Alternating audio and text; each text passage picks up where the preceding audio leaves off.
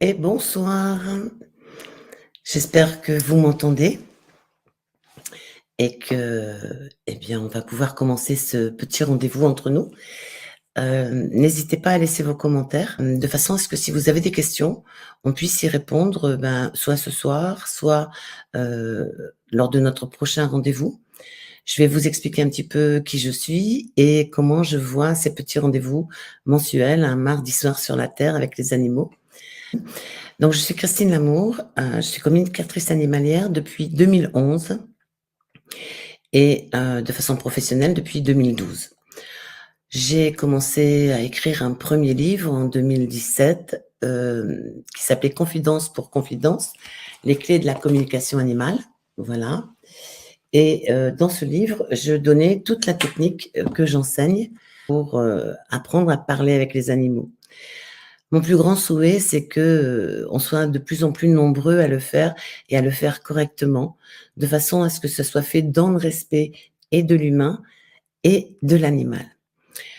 Et puis je pensais, avoir fait, comme le colibri, ma petite, part du travail et quand, j'ai discuté avec mon éditrice, on s'est dit: «Ben, ça serait bien» puisque moi j'ai évolué, j'ai fait d'autres communications, j'ai eu aussi d'autres enseignements des animaux et donc du coup, le 3 octobre prochain, sortira mon second livre qui va s'appeler «Dialoguer avec mon animal, c'est possible» et ce que je vous propose, ben, c'est que nos petits rendez-vous, on puisse les partager et que je puisse vous aider à trouver vos propres outils sur la communication animale. Alors ce soir, c'est un coup d'essai, c'est mon premier live toute seule, où il faut que je fasse attention aux commentaires, aux questions, appuyer sur les bons boutons. Alors bon, j'espère que ça va aller, que Lulu est avec nous. J'ai appelé ça un mardi soir sur la terre avec les animaux parce que ce seront des petits rendez-vous et puis on va, vraiment commencer à se dire: «Mais moi aussi, j'aimerais bien communiquer avec mes animaux et comment je fais?» Alors les 2 premiers outils, on va dire, nécessaires et non négociables, ça sera d'abord d'apprendre à respirer correctement et nous vivons tous en sous-respiration. Pour la simple et bonne raison qu'on se lève le matin, on respire, on se couche le soir, on respire et on oublie qu'on respire. Donc, on va travailler la respiration, puisque une bonne respiration permet d'équilibrer les 2 hémisphères du cerveau. Pardon. Et ensuite, on va commencer à faire des petits exercices de méditation. On ne peut pas communiquer de façon intuitive avec les animaux si on ne fait pas de la méditation. Alors moi, j'ai rencontré beaucoup de gens qui me disent: «Ah mais moi la méditation, j'y arrive pas». Alors je vous en prie, partagez, ce qui vous gêne dans la méditation, si, vous avez des soucis avec ça, pour qu'on trouve des petits exercices qui peuvent vous aider. Pourquoi on va travailler la méditation? Parce que quand on fait de la communication animale intuitive, celle que je me propose de partager avec vous tout au long de cette année, on va vraiment créer un espace, ce que j'appelle le théâtre intérieur, on va le créer à l'intérieur de nous et du coup, il faut vraiment qu'on puisse descendre pour, on va dire, trouver notre espace méditatif dans lequel on va accueillir les animaux. Si vous n'avez jamais médité, je vous invite à prendre, ben, sur YouTube quelques petites vidéos où vous allez trouver des méditations guidées. Alors, si vous commencez par la méditation guidée, il y a 2 petits points sur lesquels il faut faire attention. La durée de la vidéo, faut pas que ça dure longtemps au départ. Et puis, vous allez écouter la voix de la personne qui va vous guider et vous allez voir si elle résonne avec vous. Il faut que la voix soit vraiment en adéquation avec votre oreille. Moi, je me souviens avoir médité avec un monsieur qui était roumain et quand il roulait les R, eh bien, en fait, je ne faisais plus attention à ce qu'il disait, mais je faisais attention au prochain R qu'il allait rouler et donc j'avais pas du tout réussi ma méditation guidée. C'est pour ça que je vous dis l'importance de la voix est très importante. Dans le courant de l'année, j'en préparerai peut-être 1 ou 2 que je mettrai, sur ma chaîne aussi pour vous aider justement à faire des choses très simples. Alors, pour ce qui est de la respiration, vous avez la cohérence cardiaque qui fonctionne très, très bien et là aussi, vous avez des petits exercices aujourd'hui que vous trouvez en ligne où on vous demande d'apprendre à respirer en suivant une bille qui monte, vous inspirez et quand la bille descend, vous expirez. La respiration est vraiment très, très importante. Il faudrait bien avoir 12 minutes de respiration consciente afin que toutes nos cellules puissent obtenir l'information que nous faisons de bonnes respirations. Alors, je vous demande pas de commencer par 12 minutes, bien sûr, mais des petits exercices et puis, ben, vous êtes chez le médecin, par exemple, dans la salle d'attente, ben, prenez quelques instants pour respirer en attendant votre tour, par exemple. Voilà, donc ça, c'est les 2 points sur lesquels on va commencer, à travailler et puis je me suis dit: «Ben, moi j'arrive avec mes outils, c'est une technique que je connais très bien maintenant, et je pense que c'est important que vous puissiez vous exprimer». Alors je suis désolée, mais je ne peux voir que vos questions, et ce qui fait que je me suis dit: «Ben, vous allez poser vos questions et puis au fur et à mesure, soit j'y répondrai dans le courant de la soirée, soit je ferai des petites capsules pour donner une réponse à une question bien précise». Je pense que, mon but premier, c'est vraiment de dire: «Je vais essayer de vous aider pour que vous puissiez vous aussi comprendre ce que veut vous dire votre animal», parce que dans la vie, tout n'est pas une question d'argent et que pour moi, le plus grand souhait, c'est que plus nous serons nombreux à parler avec les animaux, plus je pense on pourra semer des petites graines. Vous savez, j'aime bien ce terme de semer des petites graines. J'ai dû être jardinière dans une vie antérieure, mais je me dis que si on sème tous à notre tour des petites graines, on va peut-être pouvoir faire bouger la conscience humaine et toute cette souffrance animale, on devrait pouvoir enrayer une partie, je pense. Alors moi, il m'est donné, ben, de faire des conférences un peu partout en France et souvent après la conférence, après la pause, je donne des communications animales en salle. Ça, c'est un exercice qui est assez compliqué parce que, il y a l'énergie de la salle, il y a l'énergie du public, et dans le public, on a des gens, bah, qui viennent avec la photo d'un animal qui est vivant sur terre et puis on a des gens qui viennent avec la photo d'un animal qui est vivant mais dans les étoiles. Et puis si ça fait pas très longtemps qu'il est parti, eh bien, il y a ce côté émotionnel en disant: «Mais j'aimerais tellement avoir un message de mon animal». Donc du coup, on est vraiment sur le fait de dire, il faut gérer tout ça dans une salle. Là, c'est pas ce qu'on va faire nous. Moi, je vais vous apprendre à communiquer tout doucement, pas après pas, puisque pour apprendre à marcher, eh bien, il faut marcher un pas à la fois. Des fois, on tombe, on va se relever parce que ça fait partie de l'apprentissage et puis on va commencer des petites choses très simples. Alors j'ai pensé, déjà vous dire pourquoi on peut communiquer avec un animal. Parce que bien sûr, bah, souvent on dit: «Bah, moi je veux faire de la communication animale pour discuter avec le mien». Sachez que c'est la communication une des communications les plus difficiles. Pourquoi? Parce que vous êtes relié avec un lien, on va dire émotionnel, un lien fusionnel des fois, un lien plein d'amour avec votre animal et du coup, on a tendance à faire un peu d'anthropomorphisme. L'anthropomorphisme, c'est je me mets, moi, humaine, à la place de l'animal et je transpose ce que moi, humaine, je pourrais ressentir si j'étais à la place de l'animal. Donc du coup, on va pas commencer par celle-ci, mais je vais vous donner des petits outils et puis rien ne vous empêche, parce que ça fonctionne très bien, quand vous avez un chien à la maison ou un chat ou un autre animal, hein, ça peut être un cochon d'Inde, un lapin. L'idée, c'est vraiment de lui transmettre une phrase et avec une bonne intonation et à voix haute. Pourquoi à voix haute? Parce que d'abord, ça va vous rassurer. Mais pour avoir la bonne intonation, vous avez besoin de vous entendre. D'accord?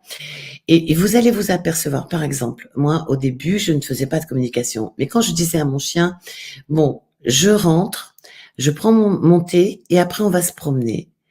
Eh bien, le verbe promener, ce mot-là, il savait qu'on allait sortir. Donc, des fois, on n'a pas besoin de faire de la communication pour dire à son chien, allez, on va se promener. Il agite la queue et il est prêt tout de suite, lui, hein. Voilà. Mais l'idée, c'est vraiment de vous amener petit à petit pour apprendre à communiquer au moins déjà avec des animaux dans votre entourage. Pourquoi on communique avec un animal? Ben, alors pour son compagnon, bien sûr, mais on va pouvoir communiquer, par exemple, pour un changement de comportement. Il faut savoir qu'un animal n'a pas un changement de comportement soudain sans une cause réelle. Quand vous avez, par exemple, il m'a été donné de discuter avec un chat qui faisait pipi dans les prises de courant, et c'est arrivé du jour au lendemain, et le chat était déjà adulte. En fait, le chat m'a expliqué qu'il faisait ça pour se faire remarquer, parce qu'il y avait un nouveau chat qui était arrivé dans la maison, et il avait perdu son statut d'enfant unique. Voilà, donc il y a toujours une cause au changement de comportement. Ensuite, on peut aussi communiquer quand il y a un changement de famille ou un changement dans la famille. Par exemple, vous attendez un heureux événement, eh bien, il faut prévenir l'animal qu'il va quand même garder sa place. Pourquoi? Parce qu'au départ, le bébé, vous allez l'avoir souvent dans les bras, et l'animal ne va pas comprendre qu'il est relégué à la seconde place. On peut aussi, par exemple, quand on part en vacances, prévenir que c'est papy ou mamie qui va venir le garder, ou qu'il y aura une baby-sitter à la maison, enfin une pet-sitter. Voilà, mais le préparer à ça. On peut aussi le préparer, par exemple, si on doit partir, si on doit être hospitalisé ou partir en voyage pendant plus d'un mois, c'est quand même important de lui dire, soit tu vas aller dans une pension, soit quelqu'un va venir te garder, mais ne t'inquiète pas, on va revenir. On doit s'absenter, on peut pas t'emmener, mais ne t'inquiète pas, on va revenir. Ensuite, on peut communiquer avec un animal qui est malade. Et souvent, l'animal, on le verra au fur et à mesure de nos petites rencontres, mais on va essayer de développer plusieurs sens. Au départ, souvent, on a la vue ou l'ouïe. Souvent après vient le côté kinesthésique, c'est-à-dire on ressent dans son corps le fait que l'animal, par exemple, peut avoir des brûlures, mal dans le dos, voilà. Et ça, nous, on pourrait l'interpréter. Et quand on aura fini la communication, nous n'aurons plus mal dans notre corps. On reçoit juste l'information kinesthésique. On peut aussi communiquer avec un animal perdu. Alors, il faut savoir qu'il y a beaucoup de communicateurs animaliers qui ne font plus la communication pour les animaux perdus, parce que c'est une communication qui est très, très longue. Alors, je parle de mon point de vue et de ce que je fais quand je dois travailler avec un animal perdu. La première chose, c'est que je vais faire une communication pour savoir où se trouve l'animal et comment il se sent. Parce que s'il est perdu, il a peut-être besoin d'être rassuré.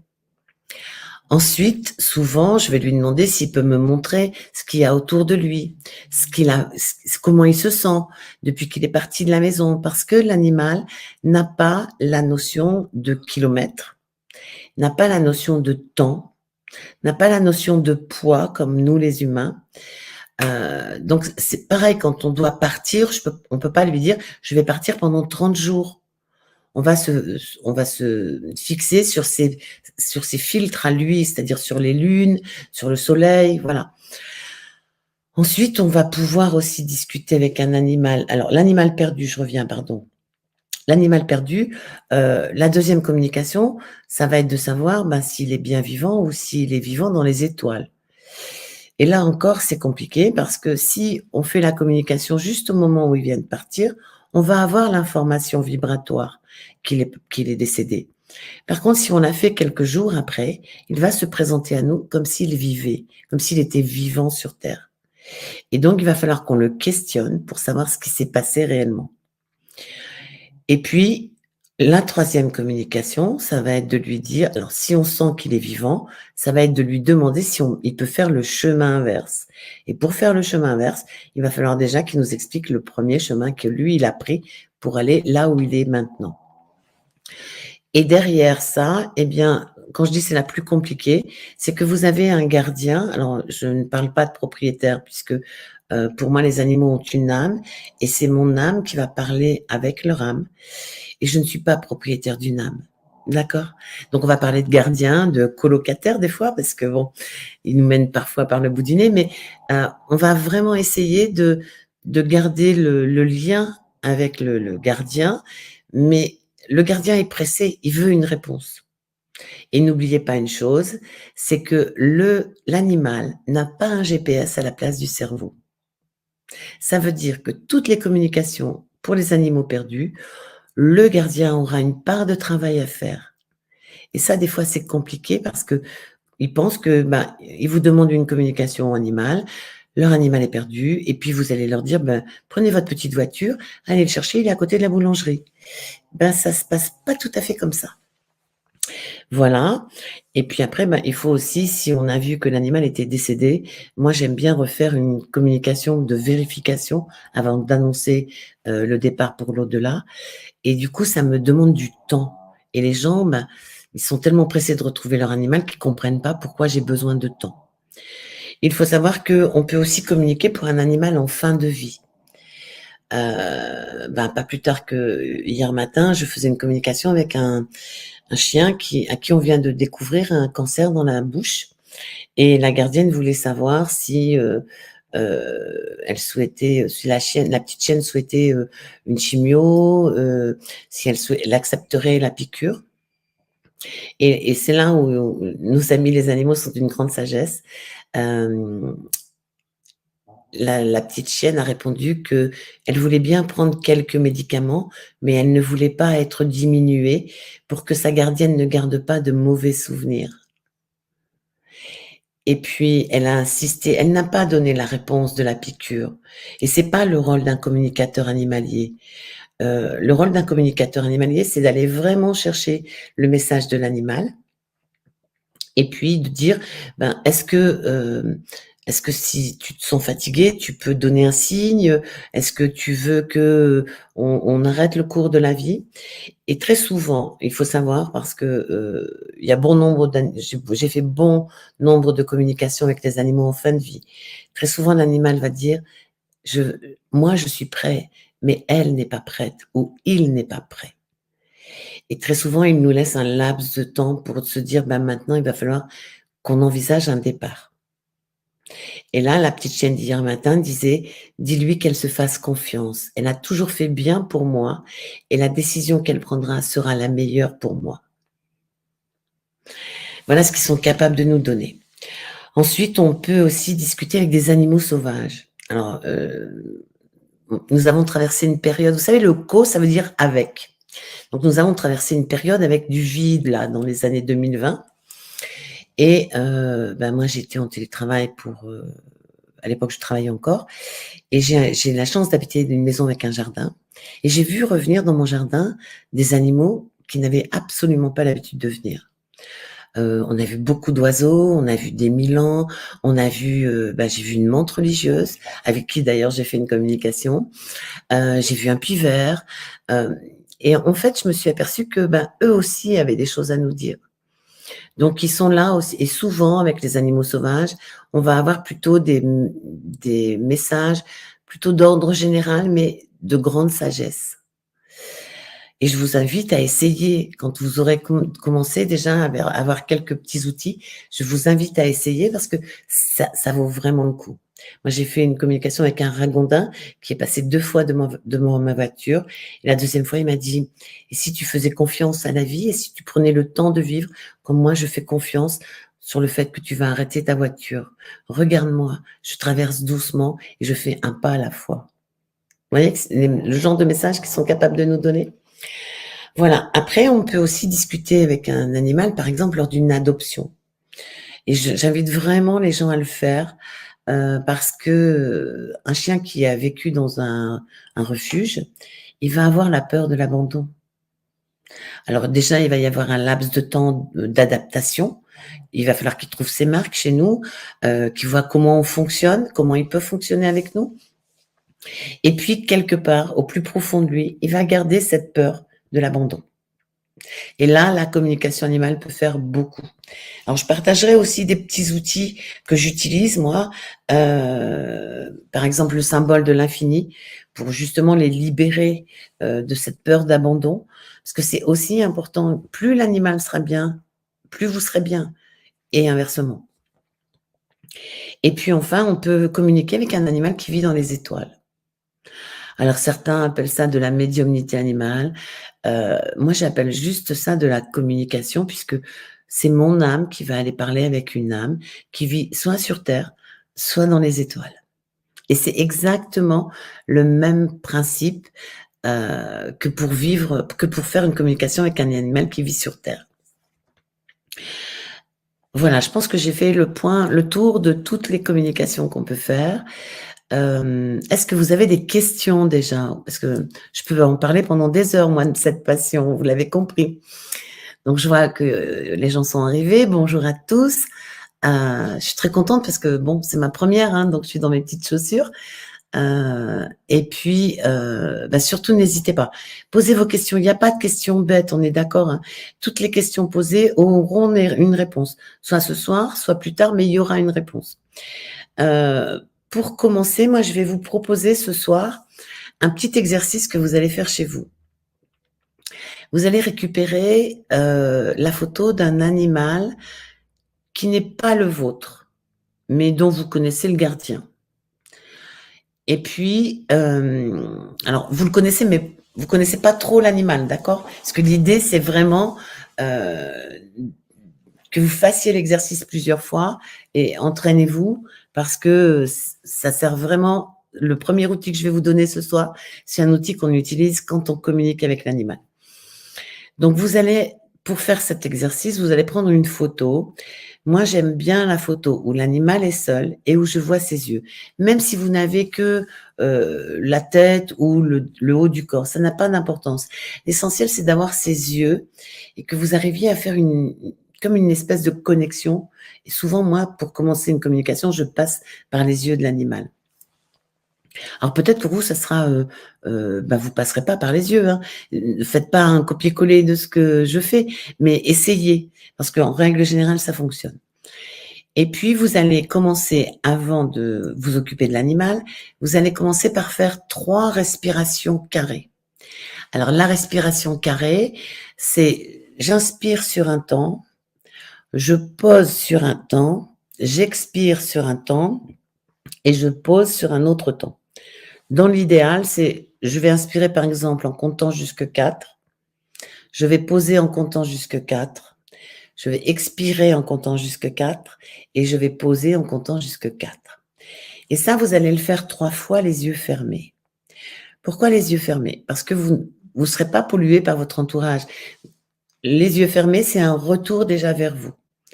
Et en prenant bien le temps de les faire. Alors si 4, vous trouvez que c'est pas assez, bah, vous pouvez mettre 5 ou 6, hein, on est d'accord. L'idée, c'est vraiment que ces 3 respirations carrées vous amènent à équilibrer gentiment les 2 hémisphères de votre cerveau. Et puis, quand vous aurez fait ces 3 respirations, vous ouvrez les yeux et vous prenez la photo de l'animal. Et là, dans les 30 secondes, vous allez écrire 3 qualités. Je vois certaines personnes qui sourient.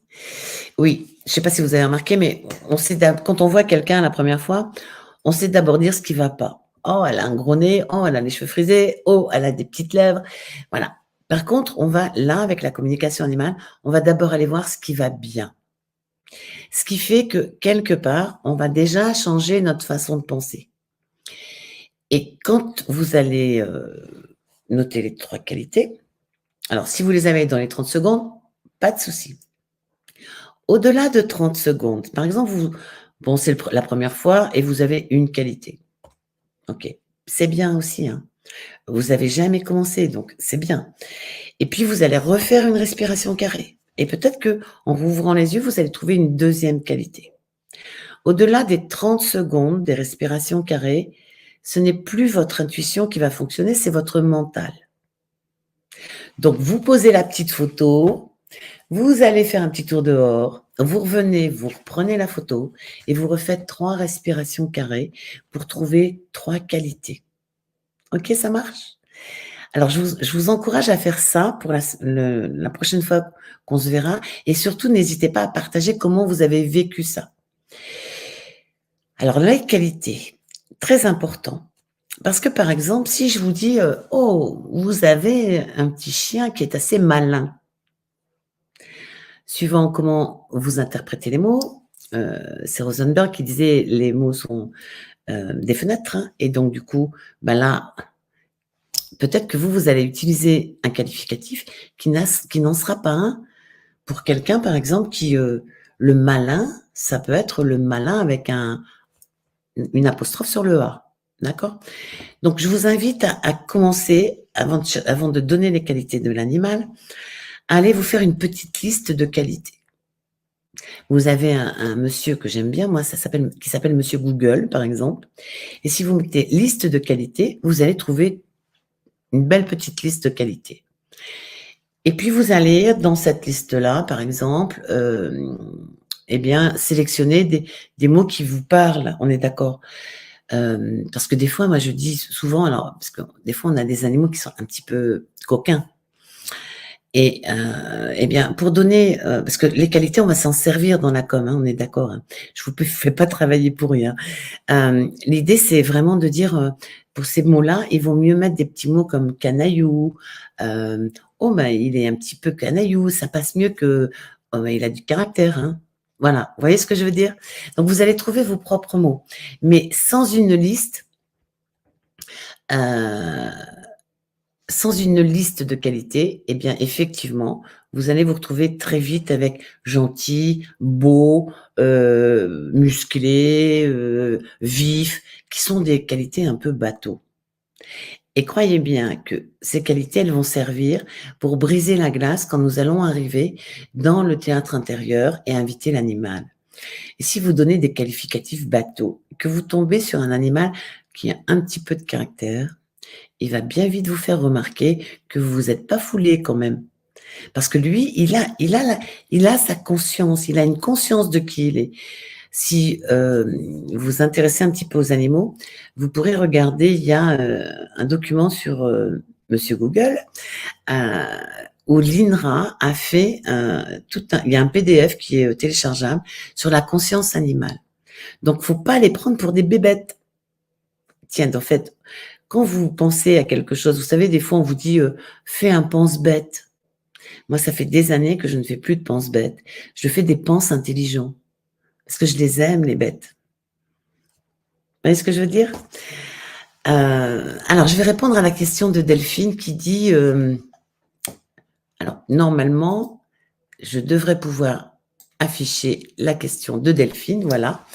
Oui, moi j'ai une question. Pourquoi lorsque je fais une séance de relaxation en musique et que mes 2 chiens défunts, Kali et Vito, arrivent toujours dans ma séance de relaxation? Alors j'avais pas prévu de parler de ça ce soir, mais on va le survoler pour ce soir, on le verra la fois prochaine. Parce que quand tu fais une séance de relaxation, Delphine, tu te mets dans un état de conscience modifié. Et il faut savoir que nous, quand nous nous levons le matin, alors moi, c'est le moyen mnémotechnique que j'ai retenu, mais les humains, dans un état d'éveil normal, on est plutôt des bêta. Donc on est en onde bêta. L'animal, dans son état d'éveil, il est en alpha. Donc ça aussi, c'est une dimension qu'il va falloir qu'on intègre dans nos prochains rendez-vous, puisque l'idée, c'est de vous amener à avoir un changement de conscience pour pouvoir passer du bêta à l'alpha. Et donc, quand tu fais une relaxation, tu te calmes et ton cerveau arrive dans un état de conscience modifié. C'est-à-dire que si on te mettait les appareils d'un encéphalogramme sur la tête pendant que tu es en relaxation, il y a de fortes chances que les oscillations soient beaucoup plus lentes et beaucoup plus larges que quand tu es en bêta où ça fait vraiment la vague. Et donc, du coup, ben, on est connecté avec nos animaux et ils profitent de ce moment-là parce qu'ils savent que c'est le moment où toi, tu peux les recevoir.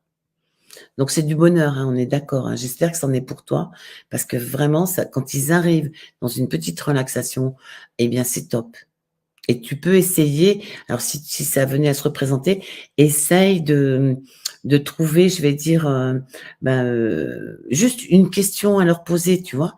Et de voir si pendant la relaxation, tu vois arriver des images ou tu entends des choses. L'idée, c'est de noter. Ça va? J'ai répondu à ta question? Mais on verra les états de conscience, hein. Mais, je veux aller doucement, mais je veux pas que vous repartiez avec des questions, qui vont pouvoir vous bloquer. L'idée, c'est vraiment d'arriver, à essayer de répondre à tout. Alors Marie-Agnès, ma chienne, Givenchy, 13 ans, le 22 août et une semaine après, j'ai eu une conversation avec elle étant médium. Je l'ai entendue me dire: «Bonjour maman chérie, j'ai pleuré, croyez-vous qu'elle est près de moi?» Alors, je vais, je vais répondre et puis je vais vraiment insister. Je vous en supplie, heu, gardez bien à l'idée, ce que j'aimerais avec ces petits rendez-vous, c'est que vous fassiez un peu un reset comme on dit, en anglais, mais que vous essayiez d'oublier tout ce qu'on a pu vous dire, heu, sur des, on va dire des manifestations, médiumniques ou des contacts avec l'au-delà. Un animal de compagnie, il est dans l'amour inconditionnel et donc du coup, au moment de son départ, de sa transition, déjà il est jamais seul. Alors il peut être accompagné de congénères, mais il peut être aussi, accompagné d'humains qui viennent les chercher. Sous, comment je vais dire? En tant que comme humains décédés, on peut avoir des humains qu'ils ont connus, on peut avoir des humains qu'ils n'ont pas connus, mais qui de l'autre côté ont un travail à faire avec les animaux. Je vous donne un exemple, je fais une communication un jour, et puis, je dis: «Bah, l'animal était parti, vivre dans les étoiles» et je dis à la dame: «Mais écoutez», il me montre qu'au moment du départ, il y a un petit monsieur, on va dire assez fin de silhouette, pas très grand, moustachu, grisonnant, hein, bien blanc de cheveux, qui est venu me chercher et elle me dit: «Mais c'est mon père. L'homme que vous», alors je vous passe tous les détails, mais l'homme que vous me décrivez, c'est mon père. D'accord, mais elle me dit: «Vous savez, mon père, il aimait pas les animaux». Bon, alors, on est d'accord, hein, ce que vous pourrez faire avec un animal, vous pourrez le faire avec un humain qui vit dans les étoiles. Le but, c'est pas de tout faire. Je pense qu'il faut bien faire les choses et pour bien faire les choses, il faut déjà se limiter à une chose et nous, pour nous, ce soir, la chose, c'est les animaux et elle me dit: «Mais Christine, il n'aimait pas les animaux de son vivant. Il envoyait des cailloux sur les chats du voisin», enfin bon, bref. Et là, le monsieur se retourne puisque j'avais fini la communication et il repartait avec le chien et le monsieur se retourne et il dit: «Oui, mais ici, c'est mon travail». Donc moi, je je souris parce que j'ai plein d'anecdotes comme ça à vous raconter. Je souris parce que je me dis: «Il y en a des gens aujourd'hui qui n'aiment pas les animaux. Il y en a des gens qui pensent que les animaux n'ont pas d'âme ou que les animaux ont une petite âme, bien plus petite que celle des humains». Eh bien, moi, je souris parce que je me dis: «Mais quand on va arriver de l'autre côté, on va quand même être obligé d'écrire sur ardoise tout ce qu'on a fait, de bien et de mal, hein». On n'est pas des saints, on a tous nos petits travers et là, je me dis: «Bah, le monsieur là, qui n'aimait pas les animaux et que de l'autre côté, il doit s'occuper des animaux qui sont en train de partir», je trouve que c'est une belle leçon de vie. Voilà, alors j'insiste grossièrement, je vais le répéter plusieurs fois, mais les animaux ne sont pas bloqués au moment du départ. Ils partent et l'ascenseur lumineux, croyez bien, ils savent où il faut le prendre et ils le prennent. Parce qu'ils ont l'intelligence de savoir qu'ils vont pouvoir revenir plus vite à nos côtés. Alors pensez, enfin moi j'ai entendu beaucoup de choses, hein. Heu, ce que j'avance là, c'est au fur et à mesure de mes propres expériences et ça n'engage que moi. Je vous invite vraiment à vous poser les bonnes questions. Je ne veux pas vous convaincre, je veux juste partager avec vous. Hem, moi, j'ai jamais eu d'animaux qui sont restés, coincés, pas montés, voilà. Non, vous oubliez tout ça. Pour moi, c'est de je suis bon, je vais faire attention à mon vocabulaire parce que 36 ans chez Michelin, j'ai quand même une culture de garagiste. Voilà, donc du coup, sachez, Marie-Agnès, que oui, une fois qu'ils sont partis, ils ont la capacité de revenir, je dirais même le lendemain. J'ai un collègue qui a perdu sa petite chienne, ben, un peu dans le même âge que la vôtre, hein. Et bien, pendant 13 jours, dès le lendemain de son départ, il a reçu des signes. Alors bon, c'était un homme assez cartésien, donc je pense qu'il avait besoin de 13 signes pour pouvoir comprendre que c'était bien elle. Et le soir même, parce qu'il m'avait envoyé un message, le soir même, je faisais une communication avec sa petite chienne et sa petite chienne lui donnait un message d'amour, mais juste magnifique. Donc il y a pas de temps pour discuter avec un animal qui vient de partir. Si l'animal peut discuter, il va discuter. Parce que croyez-moi que quand vous apprenez la communication animale, ils sont tellement contents d'avoir, on va dire, quelqu'un qui peut transmettre un message à leur humain, qu'ils vont tout faire pour nous aider. Donc oui, ils reviennent régulièrement à la maison. Et oui, ils sont capables, en étant de l'autre côté, de venir donner une communication et de vous dire que, par exemple, vous avez dans votre couloir quelque chose qui va pas bien, il faut harmoniser le couloir. Ou vous avez des petits soucis avec le cœur qui palpite. Ou vous avez des petits problèmes avec les jambes. Même depuis les étoiles, ils sont capables de dire, il faut que tu lui dises ça, parce qu'il faut qu'elle fasse attention à ça. Et vraiment, ils viennent en éclaireur pour nous aider et ils sont toujours là. Alors moi, la première, hein, quand j'ai perdu ma petite geisha, j'étais très fusionnelle. On a eu une histoire d'amour extraordinaire toutes les 2, puisqu'elle était dans ma vie quand, j'ai vécu des moments difficiles.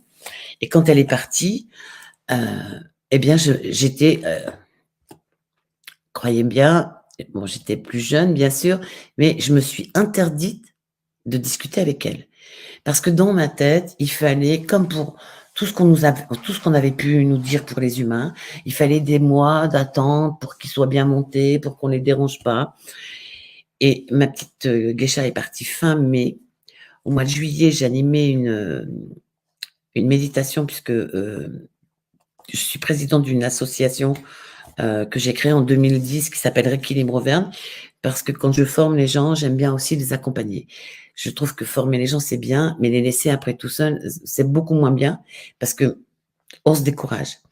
Donc là, avec Rééquilibre Auvergne, bon, ben, les gens venaient faire des formations de Reiki et on se réunit encore depuis 2010, un samedi par mois. On fait des échanges de Reiki, mais on fait aussi de la méditation. Et cette fois-là, au mois de juillet, je fais une méditation guidée, donc j'accompagne les gens à partir en méditation. Et j'ai une dame au sorti de la méditation qui me dit, écoute, dans ma méditation est venue Geisha. Et je crois qu'il faut que tu parles avec elle parce que elle bougeait dans tous les sens. Alors la dame n'entendait pas les sons, mais elle avait vu ma chienne. Et donc du coup, le lendemain matin, j'ai fini ma journée avec les adhérentes de Rééquilibre. Et le lendemain matin, j'ai fait une communication avec ma chienne. Et j'ai reçu des messages. Alors pareil, prenez bien, ayez toujours un petit carnet avec vous, parce que les expériences que vous allez faire, il faut les garder, il faut les noter, noter la date, et puis noter ce que vous avez ressenti. Parce qu'avec le temps, eh ben, on oublie certaines choses.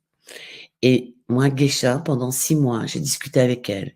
Elle m'a fait le grand cadeau de m'amener un jour en communication tous les animaux que j'avais eus dans ma vie depuis toute petite, les uns derrière les autres, elle étant devant.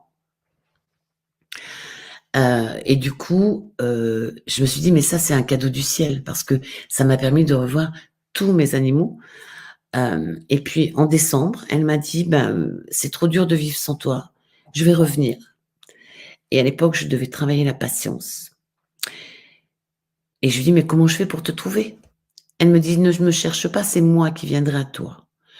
Je te dis juillet, donc je note sur mon petit cahier, juillet. Elle m'envoie l'image d'un petit chien marron et noir. Donc pareil, j'ai pas la race, hein, puisque pour les chiens, la race, c'est quelque chose qu'ils connaissent pas. Donc je dessine, moi, avec mes petits crayons marron et noir, la tête du chien. Et puis, elle me dit, mais comme il va falloir que je me prépare à revenir, et là, je soupçonne que elle voulait me faire travailler la confiance. Eh bien, je ne pourrai plus discuter avec toi. D'accord. Et je lui dis: «Mais comment je te retrouve?» Et elle me dit: «C'est moi qui viendrai à toi, mais fais-toi confiance. Tu sauras quand ce sera moi». Eh bien, croyez-moi, juillet est arrivé, il s'est rien passé. Et puis là, vous savez, vous avez le petit hamster dans la cage qui dit: «Non mais, tu yoyotes de la tout faite, hein. C'est pas Geisha que tu as eu. Tu t'es fait un film où tu arrives, il se passe toujours rien». Et fin août, cette année-là, je fais une formation et c'était la première fois que j'avais une éleveuse de chihuahua. Pardon. Et elle me dit: «Bah, écoute, moi, je vais faire une portée, et si tu veux, quand les bébés seront nés, je t'envoie une photo». Je lui dis: «Oui, tu peux, mais moi, mon chien, il sera marron et noir». Excusez-moi. Bien sûr, elle m'envoie la photo, il y avait aucun chien marron et noir. En septembre, il se passe rien. Octobre, il se passe rien. Et là, je peux vous dire que j'ai commencé à pédaler toute seule, hein, parce que je me suis dit: «C'est pas possible». En novembre, à l'époque, je cherchais, beaucoup de livres d'occasion, donc je vais sur, un site, où on peut trouver, des annonces et je choisis la catégorie livres et je mets développement personnel. Et là, je vois arriver la tête d'un chien marron et noir. J'appelle la dame, nous étions en novembre, hein, et elle me dit: «Écoutez madame, je suis désolée, c'est un bug. Ça fait 2 fois que je contacte, le site. Ils ne savent pas retirer mon annonce, mais la petite chienne est vendue. En revanche, j'en ai 2 autres que je peux vous pour lesquelles je peux vous envoyer les photos». Elle m'envoie la photo d'un petit mâle. Alors moi, j'ai eu essentiellement des femelles. Quand j'ai vu arriver sa tête, c'était les yeux de geisha. Je rappelle la dame, je lui dis: «Écoutez, je voudrais mettre une option sur le petit mâle et je vais venir demain voir. Par contre, s'il ne vient pas à moi, le premier, je ne prendrai pas le chien». Elle me dit: «Madame, pas de souci, vous pouvez venir». Croyez-moi, j'étais motivée parce que je me suis retrouvée un 3 décembre dans le fin fond de l'Auvergne avec de la neige, un soir après 17h30, donc il faisait noir, dans un village que je ne connaissais absolument pas. Et j'arrive, là, la dame avait plusieurs chiens. Et moi, dans ma tête, tout de suite, je dis: «Oh là là, élevage intensif, quoi». Et non, en fait, je dis à la dame: «Mais vous avez toujours beaucoup de chiens?» Elle me dit: «Non, madame, la portée, là, du bébé que vous avez, la maman était en chaleur au mois de juillet». Vous voyez ce que je veux dire? La porte du parc étant mal fermée, elle a été prise. Et je n'ai eu que des petites informations comme ça, au compte-gouttes, comme quoi c'était bien la réincarnation de ma petite pékinoise blanche. Alors je pourrais vous raconter, on pourrait y passer la nuit, hein, mais c'est pas le but. Mais c'est vraiment pour vous faire comprendre que, quand ils n'ont pas fini leur mission, ils reviennent. Parce qu'ils ont une mission à accomplir à côté de nous. Par contre, des fois, ils ont fini leur mission avant que leur vie ne soit terminée et souvent ça, c'est pour les chats. Le chat va aller faire une autre mission dans une autre maison. Et souvent, quand un chat s'en va, c'est qu'il a fini sa mission avec nous. Mais tout comme quand il arrive dans notre vie, il n'arrive pas par hasard non plus, hein. Les chats sont guérisseurs et très souvent, quand ils arrivent dans notre vie, c'est pour aider quelqu'un dans la famille. Donc oui, je crois, je suis même sûre que votre petite Givenchy est toujours à côté de vous. Alors, est-ce qu'on a une autre question? J'entends une voix, je crois en vous écoutant. C'est un écho, je n'ai pas l'impression. Suis-je la seule? Alors, bah, moi j'ai pas d'écho. Je vois que dans les commentaires, il y a pas d'écho non plus. Alors peut-être vous êtes la seule, mais il faut reconnaître qu'en ce moment, on a quand même des choses un peu, étranges, hein. Je sais pas si vous avez vu, j'ai partagé une petite vidéo, d'Aaron Vial à Brioude, quand il est venu la semaine dernière et on a un monsieur décédé qui est passé par la baffe et qui disait: «Oui, si», pour insister parce que la dame disait: «Oh non, ça me dit rien, il faisait pas ça». Donc on a peut-être des choses étranges en ce moment. Heu, alors, je vais mettre cette question. Leur langage est-il aussi riche que celui de l'humain? Ont-ils le même vocabulaire? Alors, je vais répondre oui, voire même des fois, ils emploient des mots que nous n'avons pas l'habitude d'employer. Heu, Et si vous discutez demain avec un chien qui vit en Angleterre, il vous parlera français. Pourquoi? Parce qu'ils ont cette capacité de passer par nos propres filtres. Donc moi, je suis française, s'il me parle, je sais pas moi, en portugais ou en espagnol, je vais peut-être comprendre un ou 2 mots, mais je ne vais pas le comprendre. Donc du coup, il va passer par ma on va dire, mon oreille, hein, et je vais entendre sa voix à l'intérieur de mon oreille et il me parle en français. Par contre, là où c'est quand même assez, surprenant, c'est que des fois, en pleine communication, donc moi quand je fais une communication, en fait, je donne toujours un compte rendu écrit parce que, ça permet aux gens de relire plusieurs fois le message et souvent je leur dis: «N'hésitez pas, même dans 6 mois, à relire parce que vous risquez d'avoir des messages subliminaux que moi je n'ai pas parce que je ne connais pas votre animal». Mais des fois, vous allez avoir dans la conversation, des petites phrases qui ne veulent absolument rien dire. Je vous donne 2 exemples. Heu, je fais une communication avec un chat vivant dans les étoiles. J'ai des informations très précises et à un moment donné, elle me dit: «Dis-lui: stop le chocolat». Donc je note et je dis: «Mais, ça veut dire quoi?» Et là, la chatte me répond: «C'est pas pour toi, il saura». Et le gardien savait. Une autre fois, je sais pas si vous vous souvenez, il y a quelque temps, il y avait une pub qui passait à la télé et qui disait, «Mais c'est quoi cette bouteille de lait?» Vous voyez ce que je veux dire? Bon et je fais une communication, pareil, hein, l'animal décédé et le je crois que c'était un chat parce que c'était en salle et je me souviens plus si c'était un chat ou un chien. Enfin, et l'animal me dit: «Mais c'est quoi cette bouteille de lait?» Et là, vous vous savez, il y a un petit moment où vous dites: «Waouh, ça va bien dans ta tête?» Donc je prends une respiration, comme vous allez apprendre à faire, je prends une respiration carrée et je dis à la dame: «C'est étrange» et il me dit: «Mais c'est quoi cette bouteille de lait?» Alors bien sûr, dans la salle, les gens se mettent à rigoler et la dame me dit: «Je sais que vous êtes avec mon animal parce que madame, je bois du lait toute la journée et mon médecin vient de me dire qu'il fallait que j'en boive beaucoup moins». Mais quand il sort ce genre de truc, on a des fois des petits moments où on se dit: «Mais est-ce que je rêve pas, quoi?» Par exemple, dernièrement, je travaillais avec un cheval, qui a beaucoup souffert et le cheval me dit: «Je veux que mon gardien me rende ma superbe». Alors moi, je sais pas vous, mais moi, c'est pas du tout un mot que j'emploie et je l'ai noté parce qu'ils vont utiliser des mots qui résonnent. Et des mots qu'on n'oublie pas, que le gardien ne va pas oublier. Donc oui, ils ont un langage, riche et et puis des expressions des fois bien à eux. Mais bien sûr, ben, ils vont passer par nos propres filtres. J'espère avoir répondu Françoise. Heu,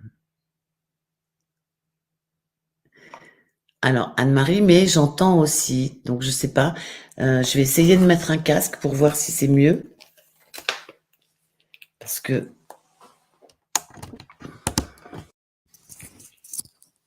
on va s'améliorer, hein, avec le temps, on va s'améliorer. Est-ce que c'est mieux? Est-ce que vous m'entendez mieux? Est-ce qu'il y a plus d'écho?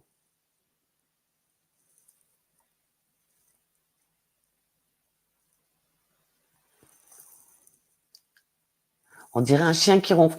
Ah! Alors ça, c'est pas un écho, c'est Isha qui ronfle et croyez-moi, vous l'entendez pas très fort parce qu'il vient juste de commencer sa nuit, mais quand le sommeil est avancé, c'est beaucoup plus fort. Alors, j'ai donné oui, c'est ça, c'est Isha qui ronfle, Delphine. J'ai donné des prénoms à mes chats, mais je ne sais pas comment ils m'appellent. Peut-on le savoir? Alors très souvent, heu, bah, ils utilisent nos mots. C'est-à-dire que, par exemple, si vous avez des enfants et que les enfants vous appellent maman, eh ben, ils vont vous appeler maman. Heu, Si vous avez, par exemple,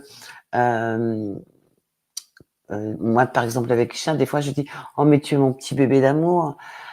Eh bien, il m'appelle maman. Sinon, par moment, dans les communications que je fais, il peut appeler la gardienne ou le gardien par le prénom, mais très souvent, il y a un terme affectif qui le relie. Donc, c'est souvent, «Dis à mon papa», hem, ou, après quand ils arrivent dans une famille qui est souvent, enfin plus grande, hein, des fois l'animal, je me souviens d'un monsieur qui me dit: «Oh, j'ai été chercher un chien pour mon fils», et il m'envoie la photo, et je lui dis: «Oui, je ne pense pas que le chien arrive dans votre famille pour votre fils». «Oh si, si, mon fils en est très content». Je dis: «Oui, ça, ce sont les prémices, d'un bébé chien qui arrive à la maison». Je lui dis: «Mais par contre, le chien, il vient pour vous».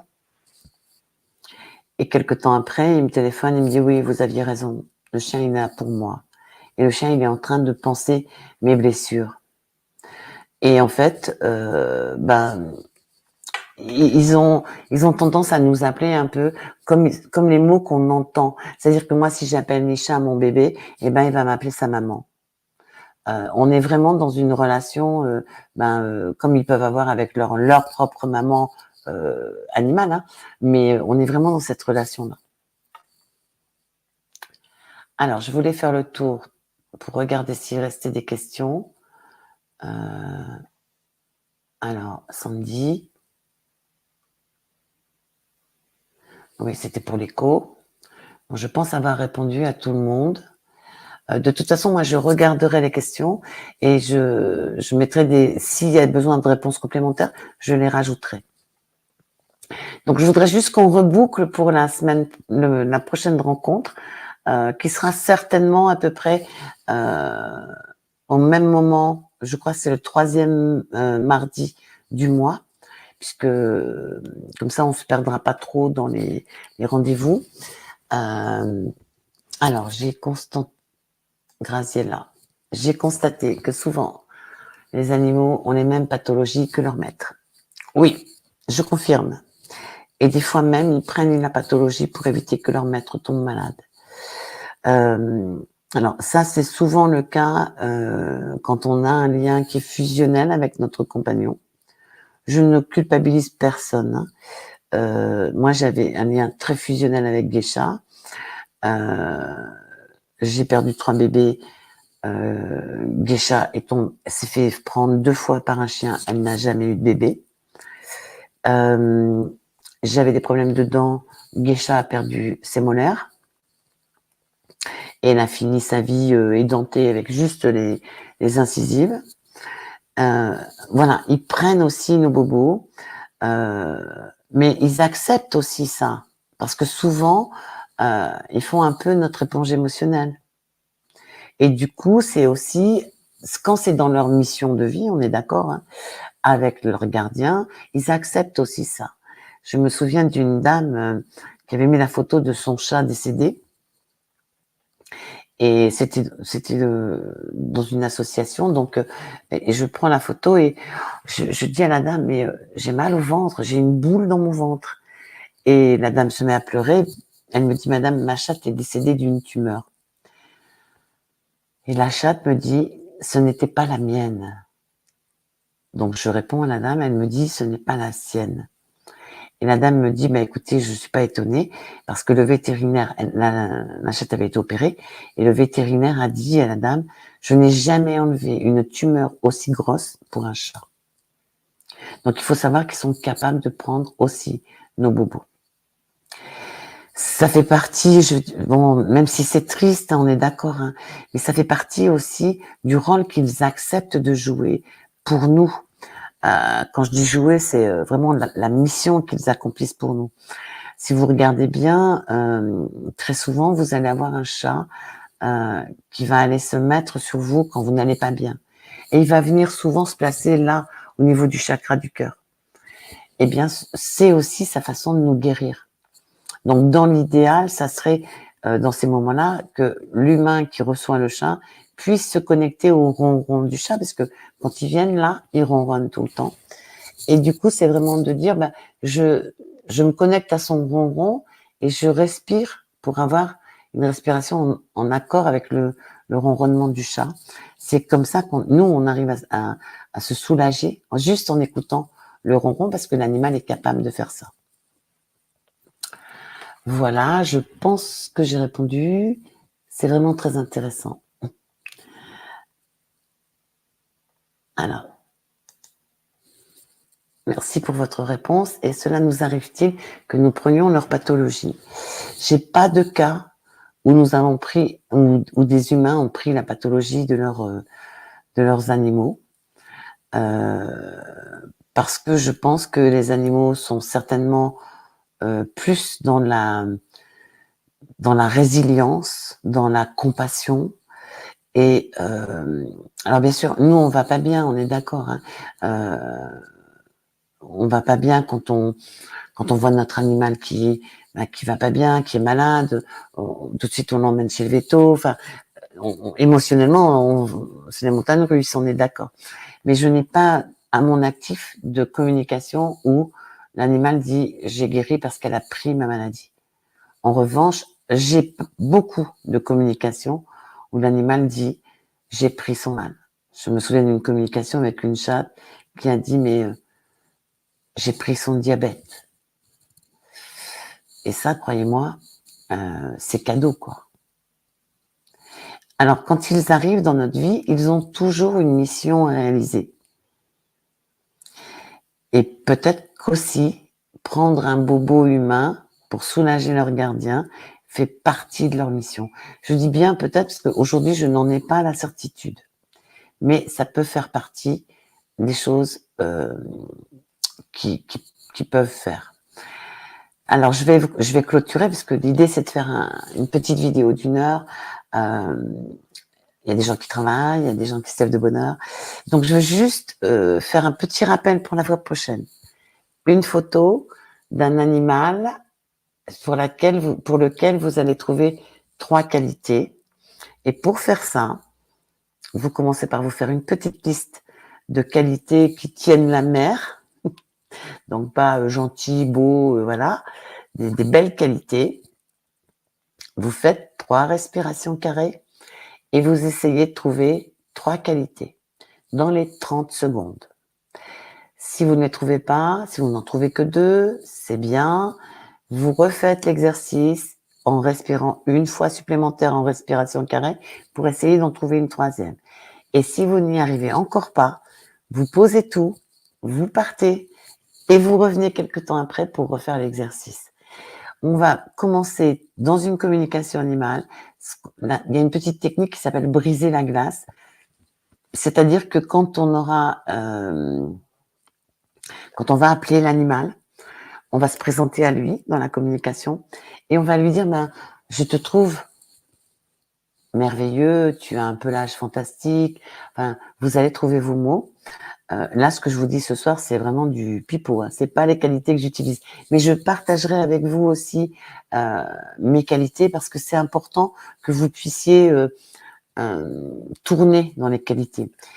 Et très souvent, moi, quand j'ai un animal, je commence par là. Je lui donne ces 3 qualités en lui disant voilà, je viens de la part de ta gardienne, donc je voudrais parler avec toi si tu es d'accord, parce qu'on ne force pas un animal à parler avec soi. Et puis si c'est ça, après ça s'engage parce qu'on a brisé la glace, parce on lui a donné les 3 qualités. Donc c'est comme si on le connaissait déjà un peu et il se met en confiance. Voilà. Je vous remercie pour ce soir. J'espère que ça va bien donner parce que c'est vraiment le premier. Alors j'ai eu une bonne prof en la personne d'Anne-Marie qui m'a beaucoup aidée avec ce logiciel. Et puis je vous donne rendez-vous donc le 3e mardi d'octobre. À bientôt, bonne soirée et puis faites de beaux rêves. Hein. Au revoir.